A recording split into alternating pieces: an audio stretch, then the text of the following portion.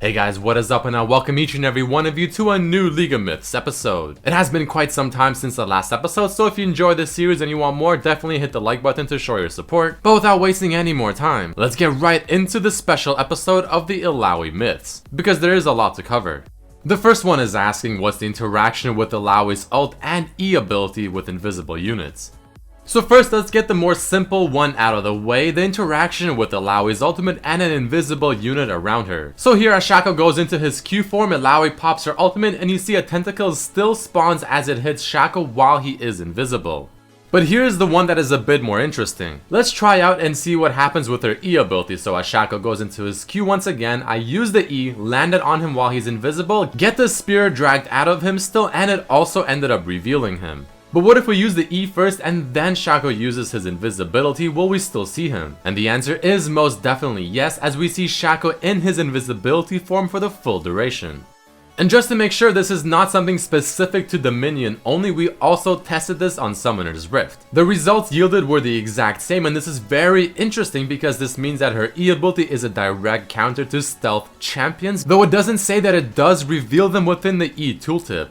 Moving on to the next myth, will Bard ultimate also affect Illaoi's tentacles and the spirit from her E ability? So the first test case scenario is actually quite simple. Bard will use his ultimate on the tentacle spawned on the south side of the map, and you can see that it does affect it and that tentacle becomes rendered useless for a couple seconds. But will the same thing apply if Illaoi first uses her ultimate, which makes her tentacles untargetable? Or will Bard ultimate now completely whiff and have no effect on the tentacles? As it happens in the video, you see that the Bard ultimate had absolutely no effect whenever Illaoi does have her ultimate ready and active. And in the final part of this myth, we'll be testing Illaoi's E ability and Bard's ultimate, and as I finally pull out his spirit, Bard will ult the spirit as it's about to disappear to see if it prolongs the duration of the spirit, assuming it works as intended. But unfortunately, the ultimate actually has no effect whatsoever on the spirit. The third myth is asking what's the interaction with Illaoi's ultimate and E ability with champion clones. This one might get a little confusing, but bear with me. So first off, let's test the interaction with Illaoi ultimate and Shaco's ultimate, which happens to be also his clone. As Shaco uses his ultimate, Illaoi pops hers as well, but only one tentacle spawns from the ult, therefore meaning that the clone has no effect in that regard. So we know that the champion clones like Shaco or LeBlanc even don't work as we maybe expected it to, but how about something like a Mordekaiser ultimate? Well, as Mordekaiser finally gets his clone of Soraka and he has two people on his team, again Illaoi pops her ultimate, but only one tentacle is still spawning. Okay, well how about something like a Yorick ultimate, since they do seem to kind of work differently in certain situations. So the first part of Yorick ultimate, where he has the clone of the champion, you can use the Illaoi ultimate, but you'll still only get one tentacle spawning. But how about the second part of Yorick's ultimate, where he actually becomes the ghost and the champion or the player can control the ghost as if it's their own champion? Well, in this case, the answer is yes. They'll actually count that as a real champion and spawn a tentacle based off of that. But unfortunately, at the end of the day, that doesn't give Illaoi any form of advantage in terms of spawning more tentacles than she deserves. But let's check out the interaction of her E ability with some of these clones, with the first of which being LeBlanc. As the clone is running away from myself, I use the E ability on her, and you can see even though it did hit, it does not pull out the spirit whatsoever. Which is interesting because those champions do normally take and absorb other champion abilities and ultimates. But in this example, I use my E ability on the Yorick ultimate clone as well, and again, no interaction. And even the second part of Yorick's ultimate does not have any interaction with Illaoi's E ability, even though this part did spawn a tentacle with Illaoi's ultimate. Let's move on to the next one. What's the interaction between Tahm Kench's Devour and Illaoi's E ability? So the first thing we're testing is to see whether or not Tahm Kench can devour the clone or spirit that is dragged out from a champion. And unfortunately for the hungry Tahm Kench, the answer is no, and he cannot use his W on a spirit. But what happens if Tahm Kench eats Lux after I pull out her spirit and then leaves the area of the zone? Will she still become a vessel? Well, as it's clearly shown here, even though he did take her out of the zone of the spirit with his own devour, she still became a vessel. So it does seem like there's almost no escaping it. The next myth is asking what happens if the enemy jungler is a vessel and a tentacle spawns and kills the blue buff or red buff that they're doing. So this one is a bit more obvious, but it's still something that's really cool and interesting to actually see happen. So the setup is as follows. Malphite is a vessel, the tentacle there will smack him and try to hit him while also hitting the blue buff in just a couple seconds. Since the blue buff was clearly in the line of damage, the tentacle killed it, I got the experience even though I'm nowhere near it, got the blue buff as well, and this can have some seriously interesting results in some certain gameplays.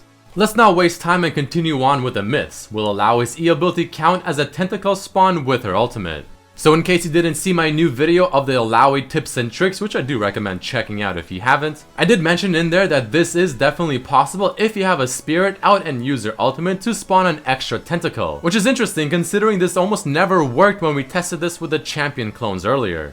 Myth number 7 is asking, how does Illaoi's E ability work with Zilean ultimate?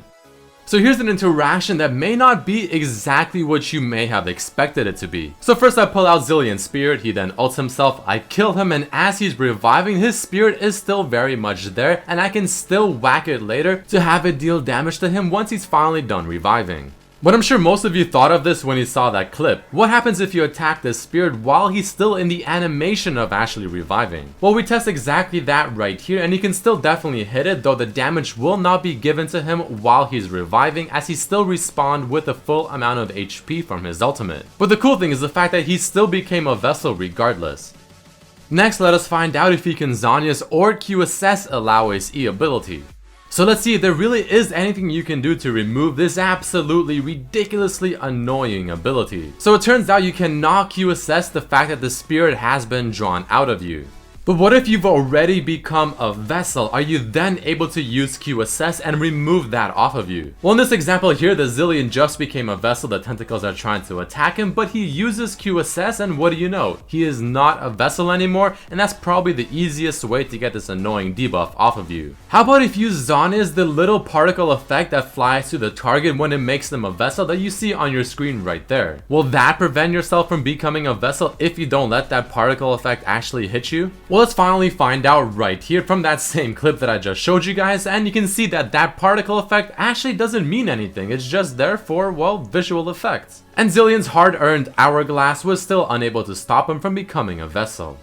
But what if he uses Zhonya's as I kill his spirit that I pulled out? Will that still make him turn into a vessel? Well, as you see on your screen here, as I kill the spirit while he was in the Zhonya state, well, he still became a vessel, and there's really just almost no escaping it. Feels bad, man. The next one is asking, can Echo or Kalista use their ultimate to get out of Illaoi's E ability without turning into a vessel? So first let's test this out with Echo, since his ultimate does essentially make him untargetable. But the question is that enough to stop him from becoming a vessel? The answer, unfortunately, is no. But how about Kalista's ultimate? I mean, we do know how Kalista is just amazing when it comes to saving her allies from really bad situations with her ult, but unfortunately this isn't enough to save them from the Kraken Priestess. Moving on to the next one, how does Illaoi's E and teleport or backing interact together?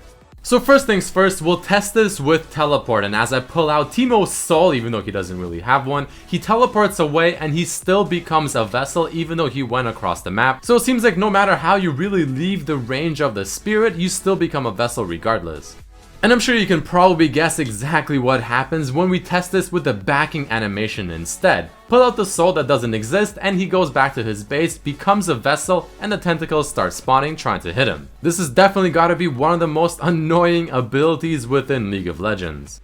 And the final myth of this episode, can spirits be targeted by ults like Zed or Ashe ultimate?